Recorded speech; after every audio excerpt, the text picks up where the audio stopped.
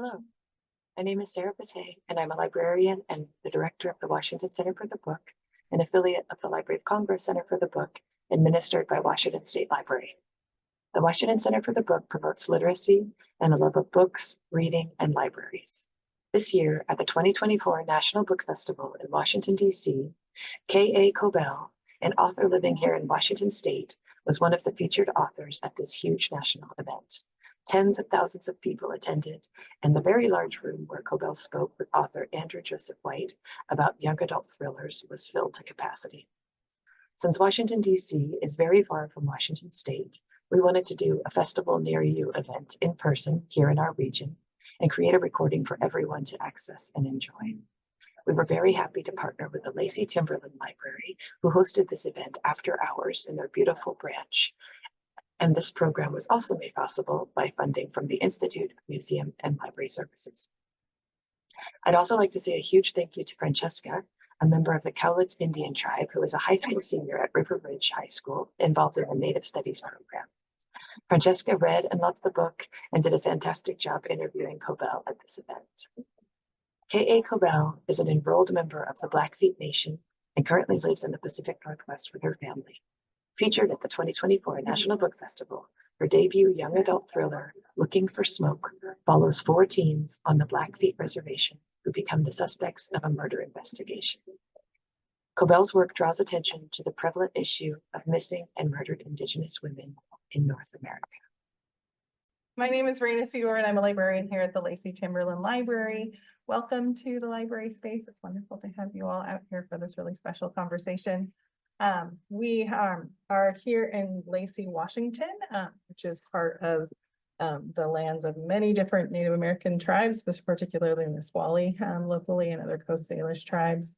And we really appreciate being in this space and in this building that honors some of that architecture. The bathrooms, if you're looking for those, are down towards where you entered in the lobby down the hallway. We'll probably go for about an hour now, and there will be we have some books for sale and some signing as well. But I think with no further ado, would you like to introduce your book? Thank you for having us. Looking for Smoke is a young adult thriller, and it follows 4 teens on the Blackfeet Reservation as they're reeling from the murder of one of their classmates. And because each of them are the last to see her, they all become suspects. And if they want to clear their names, they're going to have to trust each other, even though one of them could be the murderer. It has 4 alternating POVs. We have Mara Reset, who is a new girl struggling to find her place. We have Lauren Arno, who is stuck in the throes of angry grief as she is dealing with her sister being missing for the last few months. We have Brody Clark, who is fighting against the change that all this trauma is bringing. And we have Eli Firstkill, who has his walls up and he's keeping secrets, but he has his reasons. Hi, my name is Francesca. I go to River Ridge and I'm a senior and I'm in the Native Studies class, and I am going to be asking you a couple questions. So whenever you're ready. So what inspires you to write about missing murdered Indigenous women? So the idea for Looking for Smoke first came to me because I wanted to write Blackfeet characters into a book. One, because I had never really seen that growing up. And 2, because I just have like such pride in my Blackfeet culture and I really wanted to show that. And I'm a thriller writer. That's what I've come to be good at, is writing murder mysteries. And I knew that in writing Blackfeet characters grappling with a murder, I knew that I would need to bring in MMIW. And to be honest, I was a little nervous too, because I knew I would need a really careful hand in bringing in this very sensitive real world issue into a story meant to entertain as well. I knew I would just walk this fine line. But I struggled with it and wondering, oh, am I the right person to tell this? Will I be able to do it justice? But I just knew it was a story that needed to be told because for those of you who may not know, there is a prevalent problem in the US and in Canada where Native women are the victims of violent crime far more often than any other group. 84% of Native women have experienced violence. 56% have experienced sexual violence, and the murder rate of Native women is 3 times more than that of white women. And I just felt that not enough people were talking about it. So I really wanted to write this story to show people who don't know what's happening and to bring more attention to the issue. But also to do it in a way that shows the strength of these communities that are fighting against it, and the hope that we still have as we're coming together through it. What made you decide to write the book in multiple points of view? I actually was inspired by other books. I've done it. I don't know if you've read Karen McManus's One of Us is Lying.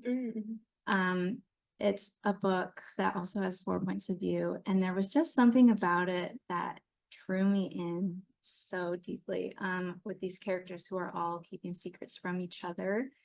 That just ups the tension automatically when you're going back and forth. Oh, what are they keeping from each other? What don't they know? So I really wanted to try that. And then also with my story specifically, I thought that it would really help build out my characters, because we have this trauma that they each are going through. A girl has been murdered that they each have a fraught relationship with. And showing all the different points of view shows a different side of the trauma. Like we have Lauren, who lost her sister and her best friend. She is close to it. We get that like deep grief from her. We have Mara, who is the new girl, and so she is looking in on these other characters and this tragedy as an outsider, just like the readers are. So we get that perspective. And then we have someone who, Eli, who he is looking at this as, oh, how do I protect my family? How do I keep this from happening to my sister?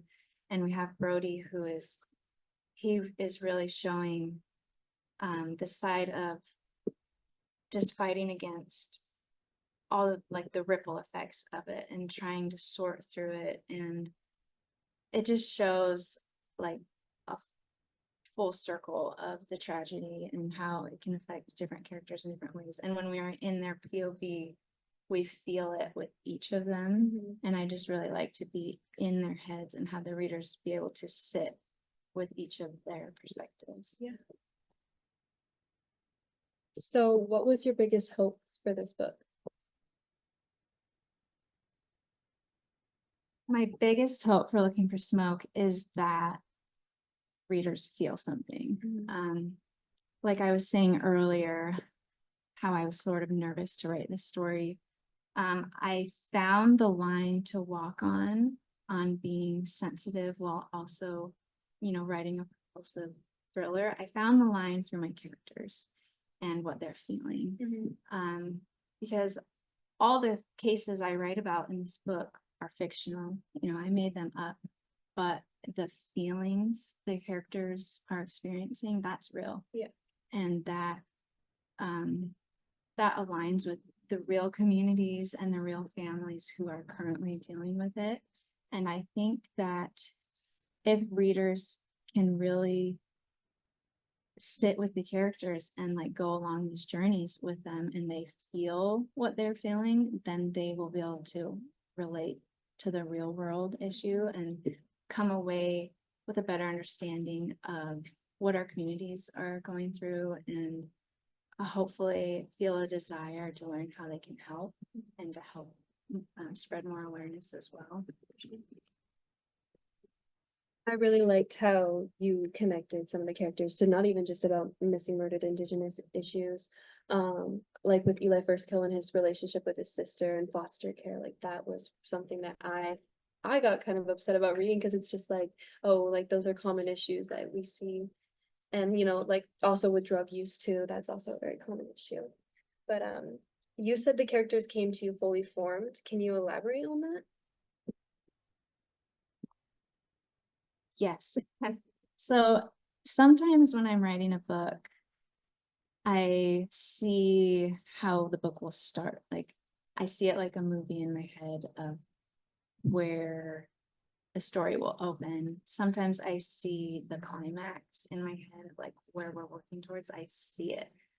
And in this one, I didn't see the characters, but I like felt them. I don't know if that sounds weird, but I felt each of these characters and their personalities, and I felt this baggage that each of them were carrying. It's sort of hard to explain because they each are coming into this story dealing with things. Like we have Eli, who is taking care of his sister because his dad has had his own struggles, and Lauren, her sister, has been missing, and she feels this desperation, like no one's doing anything, I have to do it. Like I felt all these things as if they were real people, which is so strange to say. So as I started plotting the book knowing who they were already, which is sort of a unique experience for me, because instead of like seeing what would happen and then figuring out the characters, I felt the characters and they told me what would happen. It's interesting. Why do you feel like each character was essential to the story? I think it's a little bit of what I explained before with they each were giving this specific insight into the story. And I think Mara, I think I identified with her the most as I was writing the story, because she was looking in on what was happening, sort of like I was as I was writing it. And I just really wanted to pull different emotions from each of them to show in the story, the personal ones, the selfish ones, the confused ones, all of them. It just made it more well-rounded. I would say that when I was reading the book, I also kind of related to Mara in a way because I didn't grow up on my tribe's reservation. And so I'm still kind of learning a lot about my culture and things like that. So when I, go to powwows and things like that, there's still things that I'm learning. So I related to that. And I think that's cool because other young Indigenous readers like me might be able to relate to her. So that was cool. How did growing up as a member of the Blackfeet Nation inspire parts of the book?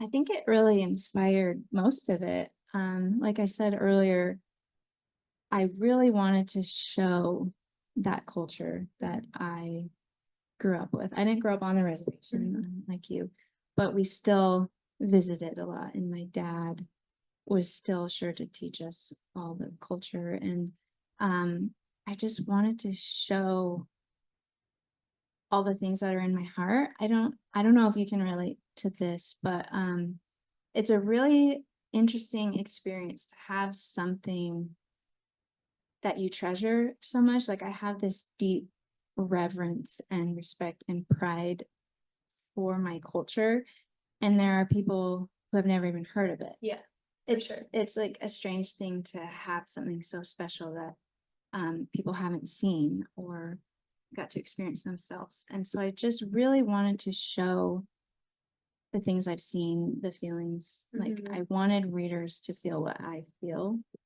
And so I put in a lot from my childhood, teachings from my dad.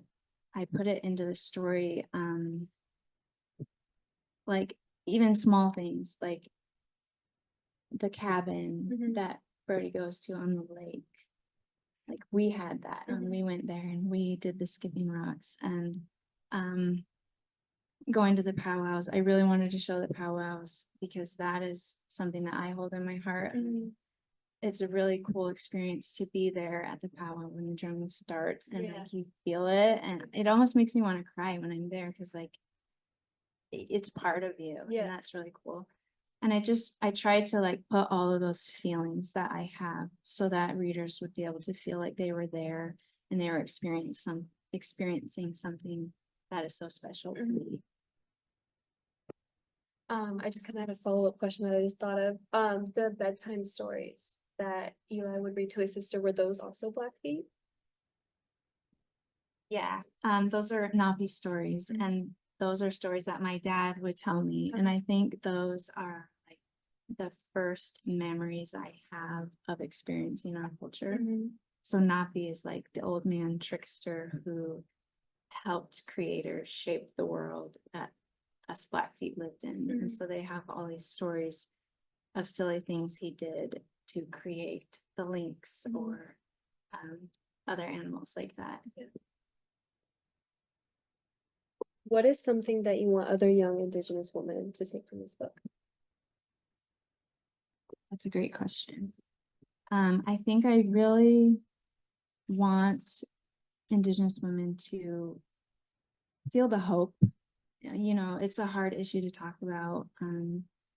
It's tragic, but there's hope in it, and there's healing and community with everyone coming together. And I would want the women to come away feeling that it is hard, but we're in it together, and there's strength in community, and Indigenous women are powerful. Yeah. Geraldine in the book is one of my favorite characters, Yeah. and I think she is a good example of power to Lauren in the book, but also to readers.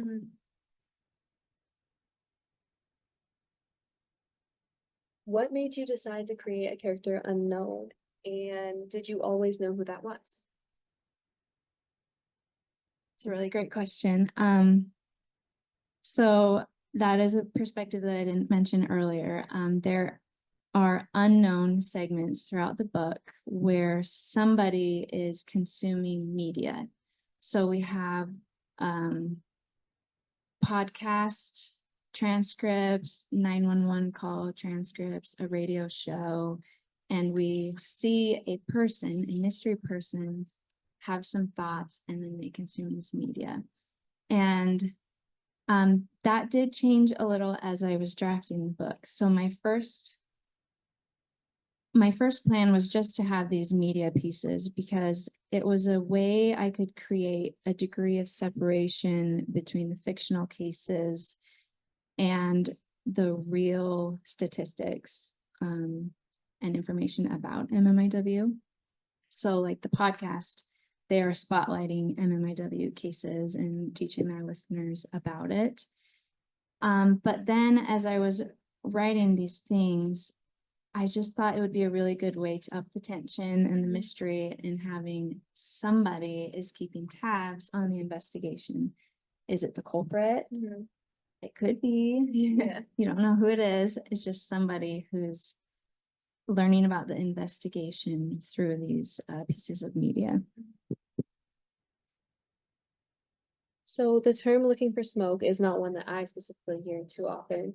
Where did it come from? So I like this question because looking for smoke is actually the name of my 5th great grandfather. I was trying to put, like I said earlier, I was trying to put a lot of myself and my memories and my family into this book. And one way I did that was using a lot of their names throughout the book. So First Kill, that's a name from my family tree. There's other ones in there. Arno, that's a family name. And I was looking through my tree and I saw Looking for Smoke when I was just in like the first third of drafting the book. And it just sounded so cool. And it fit with a lot of the themes, and like smoke can just dissipate. And they're looking for something that they just is slipping through their fingers. So it really fit. And it was a way to honor my family member. So I think you kind of touched on this before, but I was gonna ask you what character you identify the most, if you want to elaborate on that. Yes, so it is Mara. And I can definitely go into more detail about that. So I didn't really plan it, but as I was writing her, I think a lot of my own journey came out with her.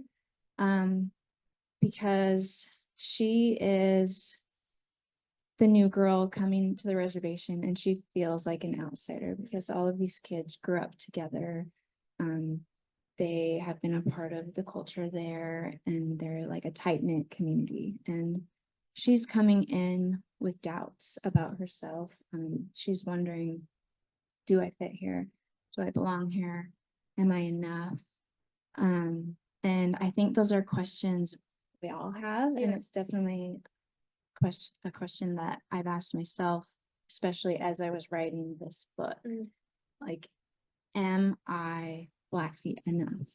Am I the right person to tell this story? And Mara, through her journey, she finds out for herself and from her community as well that she is enough. And I had a similar experience writing this. I reached out to my community, and my community is my dad, part of it. And I laid out these doubts and questions I had for him.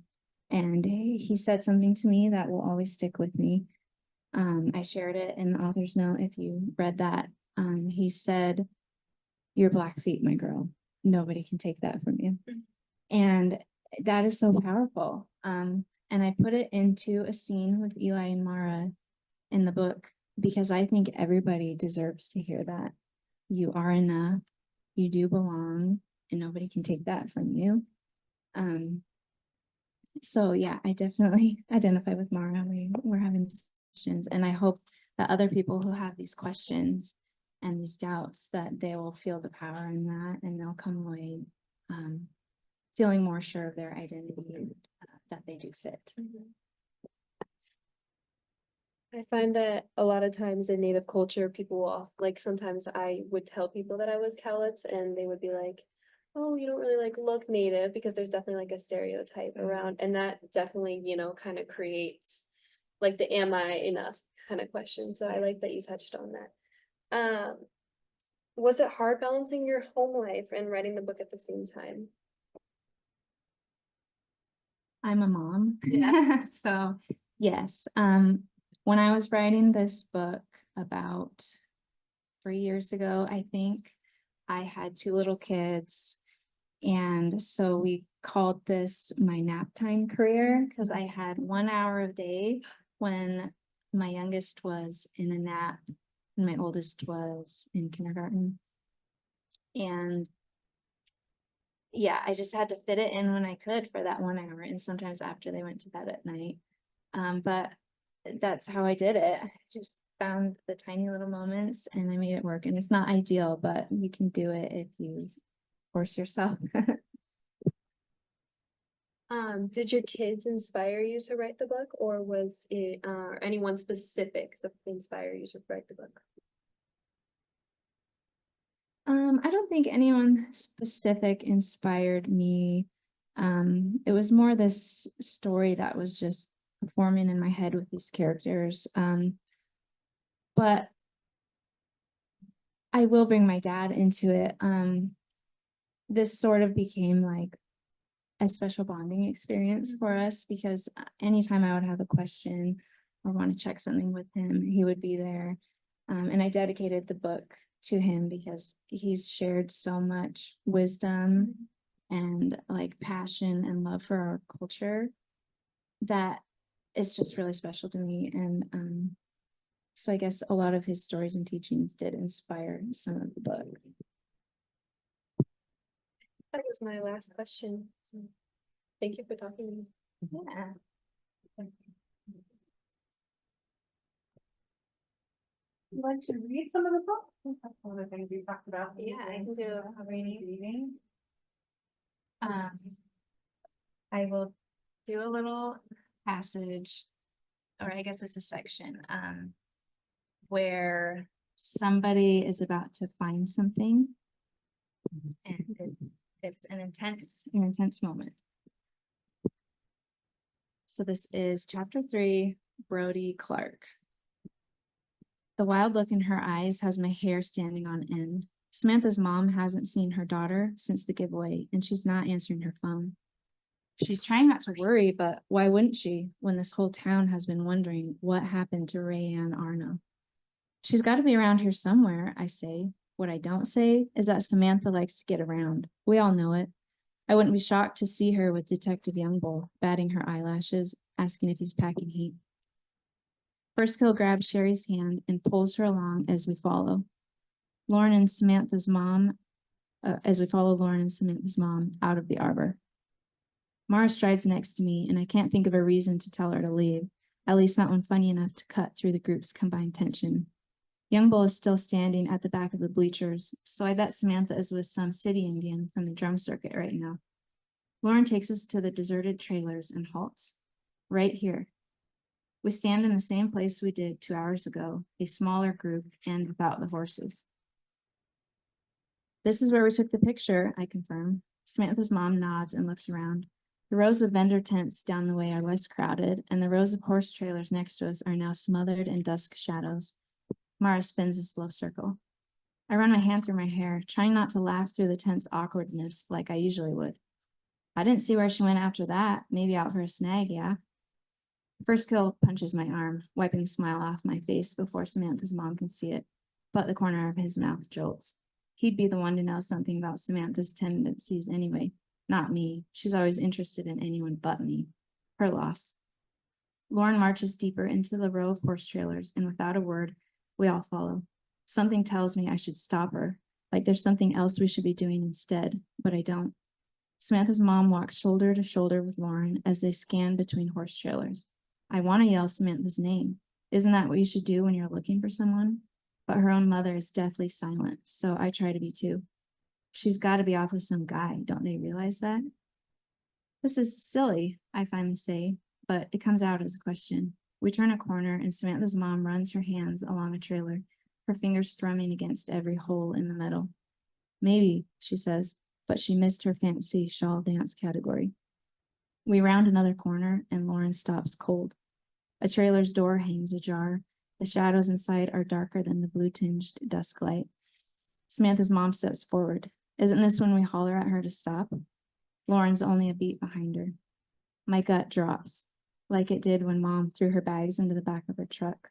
Like the moment Dad clutched his chest, knees buckling. It's like my body knew before my head did that things were about to change for good. Like something was happening I couldn't walk back from. What did I find? I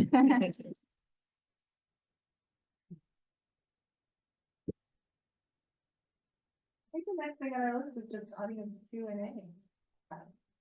Questions? Can you tell us about the book cover? Sure, yes. So the book cover was by a Native woman photographer. She took this picture of a 16-year-old, I want to say she's Lakota. And she took it like with real smoke and they made the cover out of it and it's just gorgeous. She did an awesome job. Do you imagine it being one specific character from the book, or who do you think that is? The design team said it was a symbol of female empowerment. But I like to think that it could be anybody. There are so many stolen sisters out there, and this could be any one of them. Any other questions? Missing women, do you have, how much did you sketch out in your mind what they look like, or did you do any writing from their perspectives, or I mean, how much did you explore their kind of their phantom-like figures in the book? It's hard for me to like see the character faces, but I do have a sense of their personalities, and I tried to show that in the book so that they would be more than just the victims. And that's something with each round of editing we tried to put in more and more of each of them to show that they were whole people who are missed and loved. I actually have a question for Francesca. So we want to hear, like, you absolutely love the book. Yes. And so I guess as an educator, like, Mhm. what would be your recommendation? Like, is this something I should go out and make sure I find a classroom set up?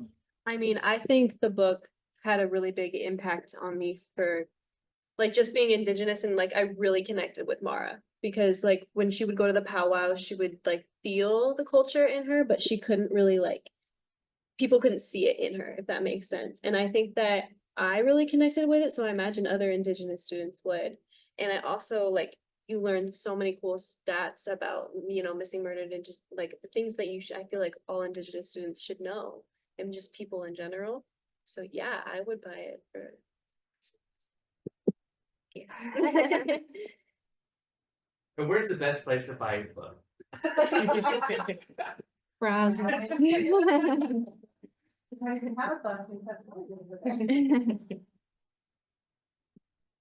Yes.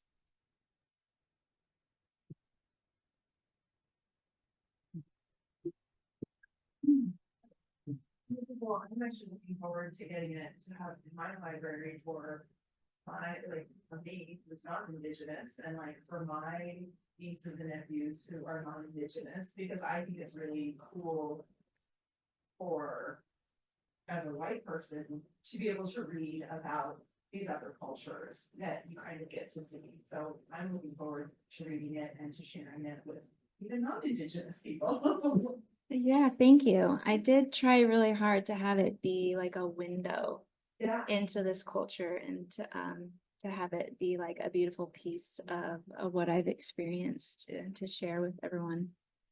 So thank you for saying that. You talked about having very short windows of time to write for a lot of the time that you were writing. How did you structure your writing time? Did you always write from one character in that per day, or how did you handle that? That's a good question. I am one of those writers who must write chronologically. So I would just, as soon as I had my moment when my daughter was asleep, I would just sit down, open my computer, see where I left off, and just keep it going. Even if I was in the middle of a chapter, or I would have to go see, wait, who am I writing from again? And I would just continue.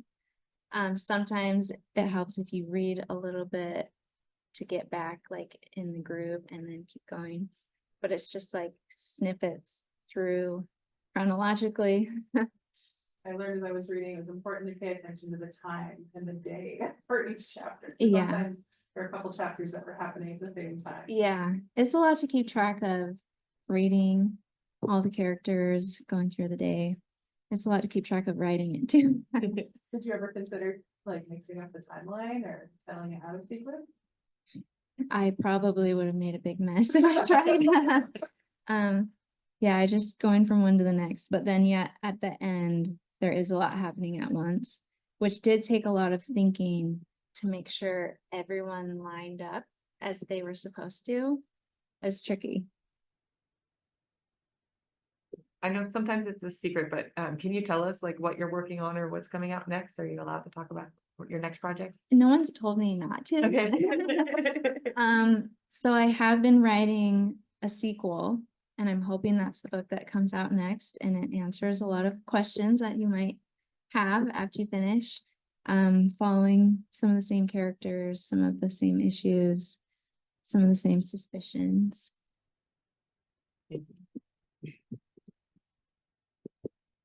Is that all?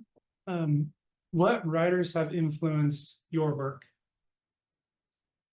Definitely Karen McManus. I just love thrillers, and she is someone who showed me how to make it really fun to write all these characters.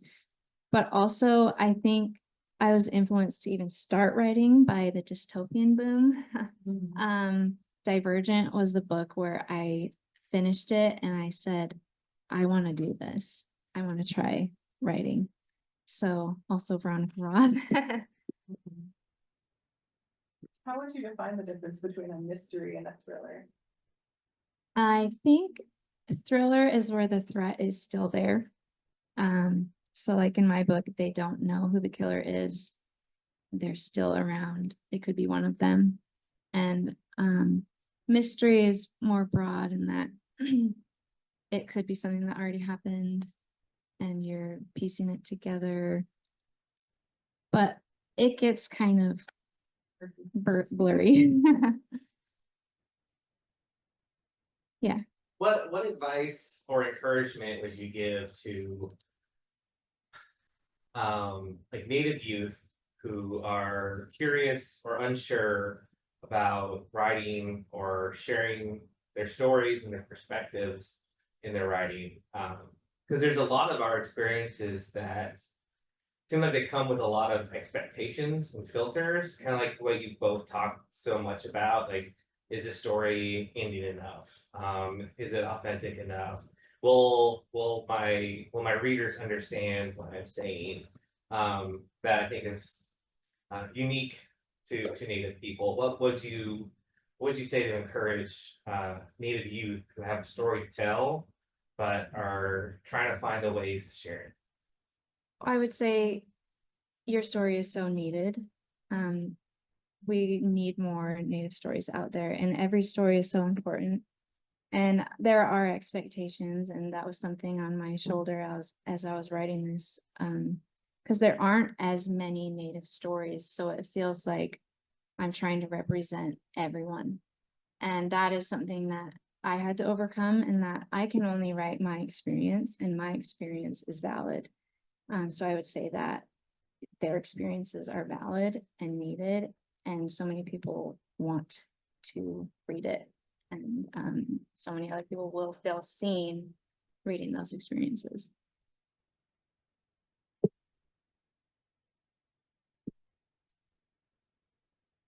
that all? Thank you so much.